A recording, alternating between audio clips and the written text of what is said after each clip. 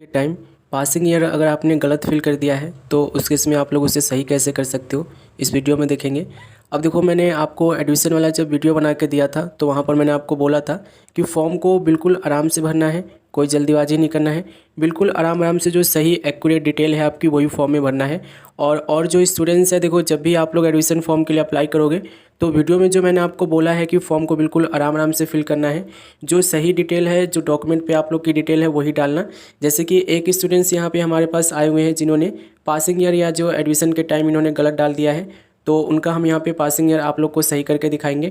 तो उसके लिए आपको क्या करना होगा कि सबसे पहले तो आपको लॉगिन करके अपने डैशबोर्ड में जाना होगा। तो लॉगिन करने के लिए इसका लिंक आपको वीडियो के डिस्क्रिप्शन में मिल जाएगा। यहाँ पर आपको क्या करना है कि लॉगिन करने के लिए यूज़र नेम और पासवर्ड का ऑप्शन मिलता है सबसे पहले। अगर आपको ये नहीं पता है तो उस केस में जो आपने एडमिशन फ़ीस पे किया है ना, उस पर आपको ये रेफरेंस नंबर मिलेगा और रेफरेंस नंबर के साथ आप यहाँ पे अपना डेट ऑफ बर्थ दे के भी लॉगिन कर सकते हो। ठीक है, तो अगर आपके पास यूज़र आईडी पासवर्ड है तो यूज़र आईडी पासवर्ड से कर लेना। अगर आपके पास यूज़र आईडी पासवर्ड नहीं है तो उस केस में आप अपना रेफरेंस नंबर जो है फीस रिसीप्ट पे मिल जाएगा, वहाँ से देखकर यहाँ पे डालोगे और डेट ऑफ बर्थ सेलेक्ट करोगे, यहाँ से लॉगिन पर क्लिक करके लॉगिन कर लोगे। तो चलिए हम एक बार लॉगिन कर लेते हैं और डैशबोर्ड में चलते हैं। तो लॉगिन करके हम देखो इनके डैशबोर्ड में आ गए हैं और यहाँ पर आप देखोगे तो इनके फॉर्म में जो गलती है ना, वही आप देखोगे यहाँ पर इनके पासिंग ईयर जो है 10वीं क्लास का 2021 है, जबकि इनके मार्कशीट पे जो है ना इनको 2022 लिखा हुआ है इनके मार्कशीट पे। तो हमें 2021 से 2022 करना है, तो इसके लिए हम क्या करेंगे, बैक आएंगे और यहाँ पर आपको देखो एक लिंक मिलेगा। यहाँ पर आप देखोगे तो ये ई सर्विस का आपको बॉक्स मिलेगा, इसमें आपको एक लिंक मिलेगा अप्लाई का। सिंपली आपको इस पर क्लिक करना है। अप्लाई पर क्लिक करने के बाद देखोगे कि आपके सामने कुछ ऐसा इंटरफेस आएगा। यहाँ पर आप देखोगे तो आपको अदर डिटेल्स चेंज का आपको एक बॉक्स मिलेगा, इसमें आपको एक लिंक मिलेगा 10th passing year change. Simply आपको इस पर क्लिक करना है। क्लिक करने के बाद देखोगे कि ये पूरा फॉर्म आपका खुल के आ जाएगा। अब यहाँ पर आप देखोगे तो यहाँ पर आपको ये नोट में कुछ दिया गया है, इसे आप रीड कर लेना।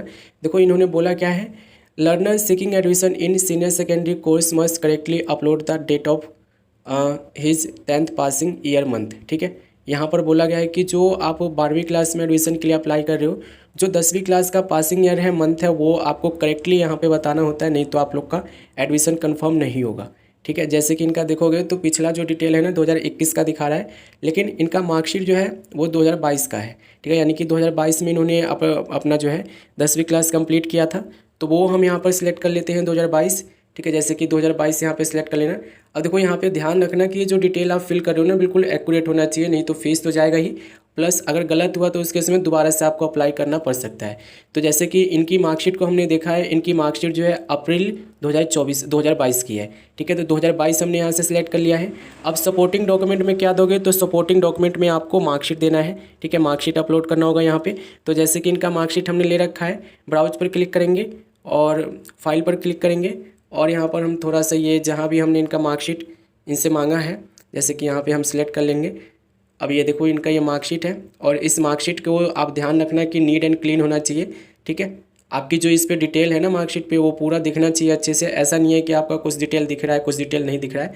इसे अच्छे से क्रॉप कर लेना और कोशिश करना कि ओरिजिनल मार्कशीट दो, और नहीं तो यहाँ पे जो डिजिलॉकर की मार्कशीट है वो आपको देना है। ठीक है, जैसे कि हमने 2022 वहाँ पे टाइप किया, एक बार हम और देख लेते तो ये देखोगे अप्रैल 2022 यहाँ पे लिखा हुआ है।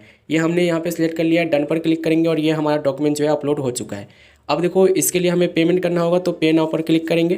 पे नाउ पर क्लिक करने के बाद देखोगे कि आपके सामने पेमेंट करने के मेथड आएंगे। अब देखो जैसा भी यहाँ पर मेथड आपको मिल रहा है, आप देख लेना कि आपको पेमेंट कैसे करना है। जैसे कि यूपीआई का ऑप्शन मिल रहा है और डेबिट कार्ड क्रेडिट कार्ड का भी ऑप्शन है, नेट बैंकिंग का भी है, व्हाट्सअप वगैरह का भी यहाँ पे दिया गया है। जैसे कि हम यहाँ पे यूपीआई से करने वाले हैं, यूपीआई सेलेक्ट करेंगे और यहाँ पर आप देखोगे पे by UPI ID, UPI number, इस पर आपको क्लिक करना है। हालांकि भीम पे, गूगल पे, पेटीएम और फ़ोन पे, ये सारी चीज़ें आपको ऑप्शन में मिल जाएगा यूपीआई में, तो ध्यान रखना। ठीक है, तो हम जो है यूपीआई आईडी से करने वाले, जैसे कि यहाँ पर हम अपना यूपीआई आईडी डालेंगे और वेरीफाई करेंगे। वेरीफाई करने के बाद देखोगे ना तो नीचे आपका नाम आ जाएगा, अगर ये सही डिटेल होगा तो प्रोसीड पर क्लिक करोगे। अब देखो पेमेंट करते समय ध्यान रखना है कि आपको बैक नहीं जाना है, ना ही रिफ्रेश करना है। जैसे कि अभी पेटीएम पर हमें एक रिक्वेस्ट मिलेगा क्योंकि हम यूपीआई से कर रहे हैं, तो थोड़ा सा हम वेट कर लेते हैं। तो पेटीएम को आपको खोलना है, यहाँ पर आप देखोगे तो रिक्वेस्ट आया हुआ है, इसे हमें अप्रूवल देना होगा। ठीक है, यहाँ पे आप देखोगे तो इसे हमें पेमेंट करना होगा। ध्यान रखना कि देखो ना तो बैक जाना है ना रिफ्रेश करना है, और अगर आपका कॉल वगैरह भी आता है तो हो सकता है कि उस केस में आपका पेमेंट जो है यहाँ पे डिफ़ॉल्ट हो जाए, कट भी जाएगा, पेमेंट आपको वापस नहीं मिलेगा। जैसे कि पिन यहाँ पे हम डाल दिए हैं और ये करेंगे, देखो थोड़ा सा हम वेट करेंगे, ये पेमेंट यहाँ से कटेगा।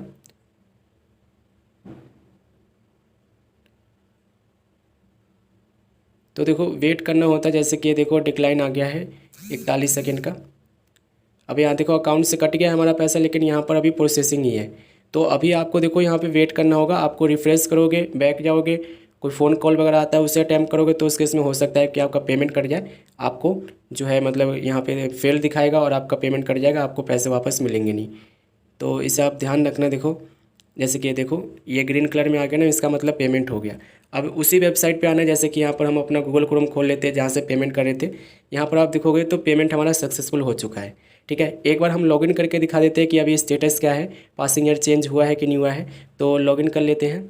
तो स्टेटस चेक करने के लिए आपको क्या करना होगा, माई रिक्वेस्ट पर आपको आना होगा और यहाँ पर आप देखोगे कि 10th पासिंग ये जो हमने अपडेट किया है वो अभी पेंडिंग है। इसको टाइम लगेगा, कितना टाइम लगेगा मैं आपको बता दूँ। 1 हफ्ता लग सकता है, या 4 दिन, 5 दिन, 6 दिन, या मैक्सिमम आपका 1 हफ्ता लग सकता है। ठीक है, 1 हफ्ते के अंदर अंदर आप लोग का हो जाएगा, अगर आपका डॉक्यूमेंट बिल्कुल सही होता है, डिटेल जो आपने करेक्शन के लिए अप्लाई की हो वहाँ पर सही डालते हो तो। ठीक है, तो यहाँ पर आप देखोगे हमारा अप्लाई हो गया है। इस तरीके से अप्लाई कर सकते हो।